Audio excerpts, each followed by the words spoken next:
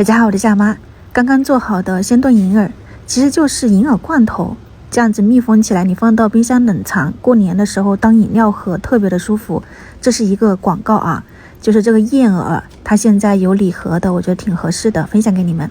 129，3罐这个燕耳，1罐是40克，还有1小袋6克的试试装，这么一大袋子里面是10包的这种小包装的红枣、桂圆、枸杞啥的搭配的，然后一个礼盒袋啊。然后这个是粉英扣扣杯嘛，就是焖烧杯来的。日常生活中没有时间炖煮嘛，那你加点开水在里面焖个40多分钟也就搞定了，能喝上一杯。然后打开是满满的一罐。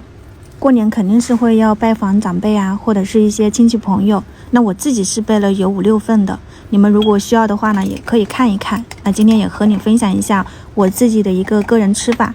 这个罐子的话呢，就是玻璃罐来的，你就用那种黄桃罐头的也是都可以的。你就用开水里面给它煮一煮，然后再放上1勺这个燕耳，1勺可能也就是2克，应该是有2克。如果你想要稀一点的话呢，你就放半勺在里面，就是1克它要搭配150毫升的水，然后黄冰糖放一点，增加甜度，不要放白糖啊。然后就是这种红枣，它那个里面是有红枣、桂圆啊、枸杞嘛，你就一样的丢2克进去就可以了，不用丢多。然后加入纯净水。我这个的话呢，1小罐里面是200毫升的，给它参考一下，比较黏糊一点的啊。那基本上就泡开了以后就是这种的了。你把它那个盖子盖上，但是不要盖紧，就水开上锅，给它蒸上25分钟左右也就可以了。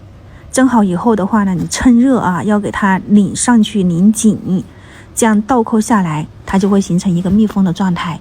做过罐头的人应该都有做个这个步骤来的，然后你给它擦干净。我们今天的鲜炖银耳也就搞定了。如果你也喜欢，那就试一下吧。我们待会儿再见，拜拜。